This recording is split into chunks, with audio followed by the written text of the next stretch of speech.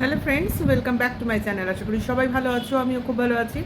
দেখো, এখন কন্টেন্ট কি সবাই জানো অবশ্য করেই। কৃষাণু কার কাছে থাকবে একটা বিশাল ব্যাপার শুরু হয়ে গেছে, যেন ইউটিউবে বসে আমরা কাস্টডি ডিসাইড করব। আমার জাস্ট বলতে অবাকই লাগছে যে সবাই যখন চাইছিল বাচ্চাটা মার কাছে কেন নেই, মা কেন বাচ্চাটার কথা বলে না, মার কোলে কেন বাচ্চাটা এই শিশু বয়সটা কাটাবার কথা, সেখানে মা বাচ্চাটার কথা তুলছে না কেন, কি পাশানি মা, মা নামের কলঙ্ক, হ্যান ত্যান অনেক অনেক কিছু। আজ যখন অরিজিনালি মা তার বাচ্চাকে চাইছে, সেখানেও অব্লিগেশন কেন? আমার কিছুতেই এই প্রশ্নটা ক্লিয়ার হচ্ছে না। হ্যাঁ, মা বাবা থাকতে পারছে না কারণ তাদের মধ্যে কিছু প্রবলেম হয়েছে। যে প্রবলেমই হোক, সবাই জানো, এটাকে মানে বারবার ওঠাবার কোনো প্রয়োজন আমি মনে করছি না। তাহলে বাবা মার সাথে থাকবে না, মা বাবার সাথে থাকবে না, তাহলে গতিটা কি? ডিভোর্স নামক একটা কথা তো আছে, কিন্তু এরা ডিভোর্সটা নেবেও না দেবেও না, কাজেই সেপারেশন, এটাই তো একমাত্র গতি।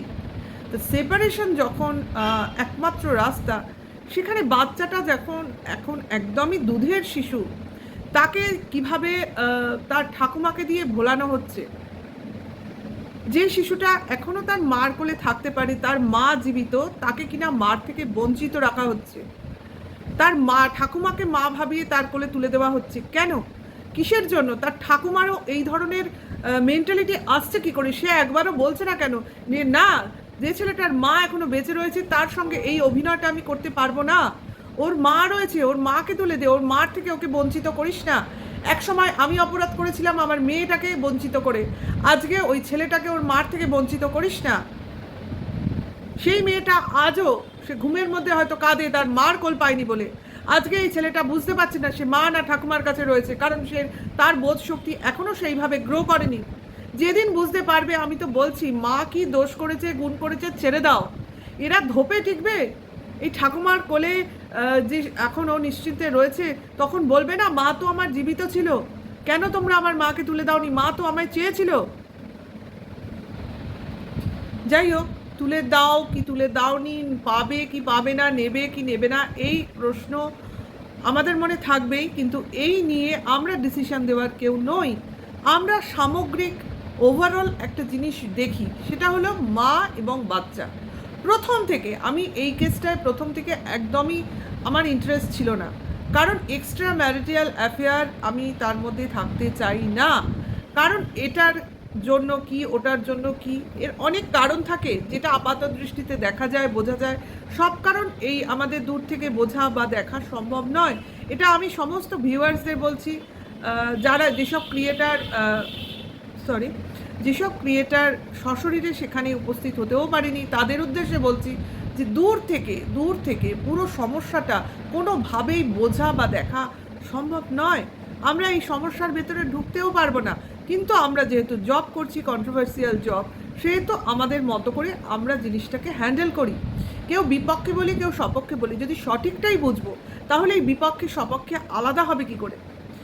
যদি জিনিসটা আমরা প্রকৃত ইমেজটা সামনে ক্লিয়ার থাকবে, তাহলে কেন আমরা কেউ বাবার পক্ষ নেব, কেউ মার পক্ষ নেব?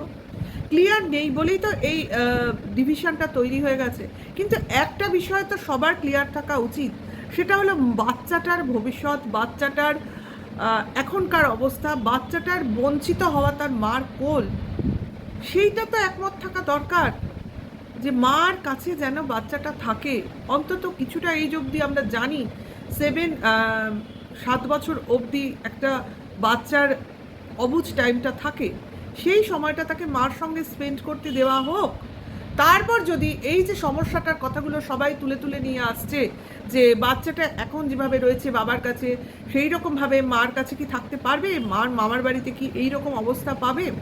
আরে বাবা, কেউ তো আমরা দেখিনি, কিন্তু এর আগেও কিন্তু বহুবার আমরা দেখেছি ঈশানুকে তার মার সাথে মামার বাড়ি গিয়ে থাকতে, কই আমরা তো দেখিনি কোনো অসুবিধা হচ্ছে। সবার কোলে সুন্দর থাকে বাচ্চাটা, কই তখন তো এসব সমস্যার কথা ওঠেনি। হ্যাঁ, একটাই হয়েছে, তার দাদু ঠাকুমা তাকে ছাড়া থাকতে পারে না, অথচ এই দাদু ঠাকুমাই তাদের নিজের একমাত্র মেয়েকে ছাড়া দিব্যি থাকেন। হ্যাঁ, সেই পুরনো কাসুন্দি তুলে তুলে প্রচুর প্রচুর ভিডিও করা হচ্ছে, কিছু কন্ট্রোভার্সি, সবাইকে বলবো না, সে পুরনো ঘটনা তুলে তুলে এনে সৌমালিকে কাউন্টার করা হচ্ছে, কাউন্টার পার্ট করা হচ্ছে যে সে কতটা পাপিষ্ট, সে কতটা ইলজিক্যাল। আরে যে বয়সে তাকে ছেড়ে দেওয়া হয়েছিল সেই বয়সে তার কোন বুদ্ধি ছিল না সে হেঁটে হেঁটে তার মামার বাড়ি চলে গেছিল। এই একটা পয়েন্টে কেউ স্ট্যাক কেন থাকে না? ওই 3 মাস বয়সে যারা বলছে তারা কি তাদের কোলের সন্তানকে ফেলে দিতে পারতো?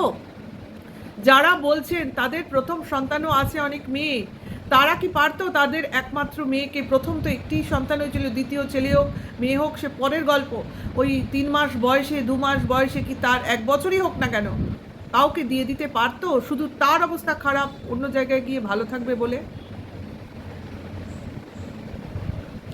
এই যে কতগুলো কথা উঠে আসছে না, এগুলো উঠে আসছে শুধুমাত্রই টনদীপকে সাপোর্ট করার জন্য, টনদীপদের ভালো দেখানোর জন্য, টনদীপদের ফরে সমস্ত ওয়াইটিটাকে নিয়ে আসার জন্য। আরে ফরে বিফরে আমার ভাড়মেজা, আমার প্রয়োজন নেই কার কি হয়েছে।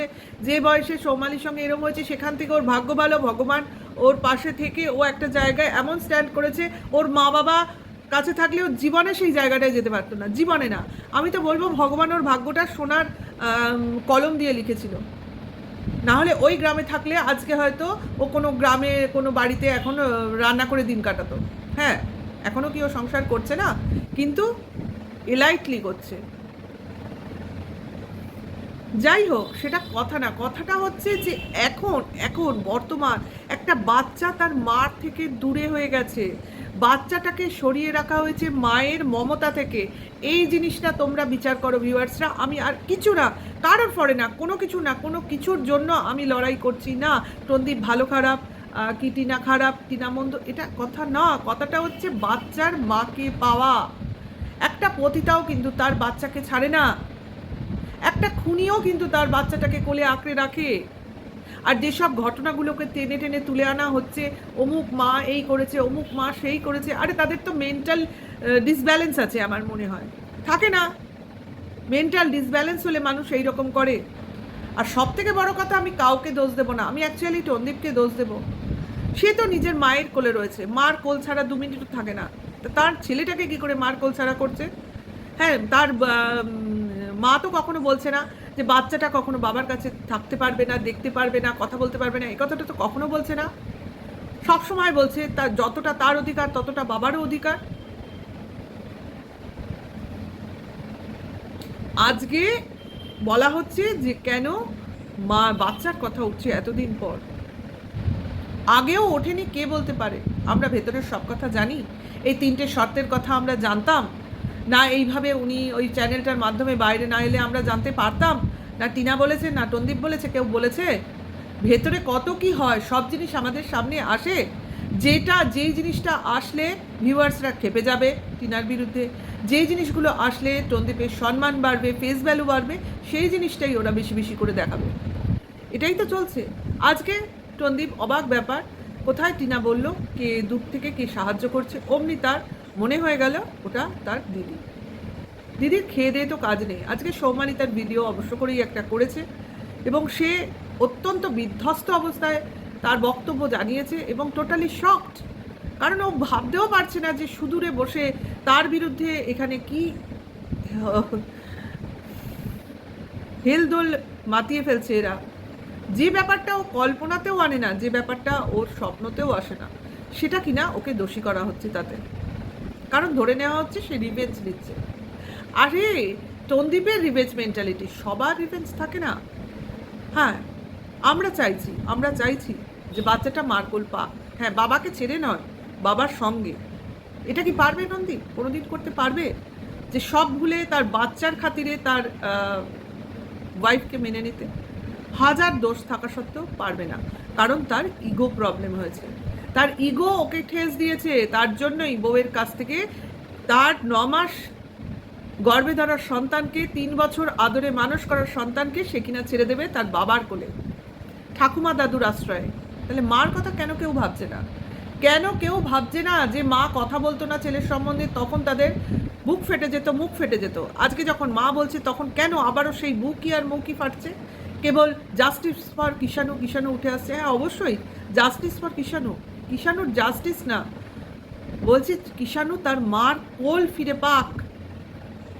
বাবার কোলে তো সে আছেই, মার কোলটাও ফিরে পাক। দাদু ঠাকুমা কি তার পুরনো আহ্লাদ মানে মেয়ের আদরটা এখন নাতির উপর দিয়ে ফোটাতে চাইছে?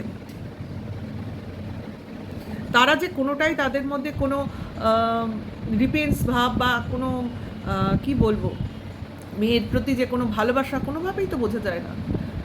তার রিসেন্টলি মামার বাড়িতে যে দেখা হয়েছিল মেয়ের সাথে তার মার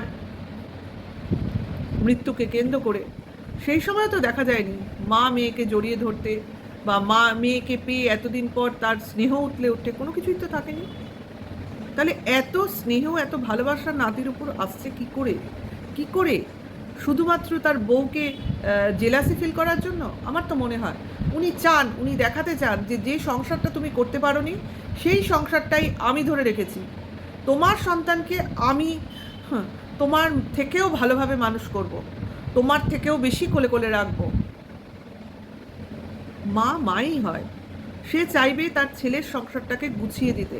কখনো চাইবে না কোনো মা দিনের পর দিন তার ছেলের সংসারটা ভেঙে যাচ্ছে এটাকে র্যালিশ করে উপভোগ করতে।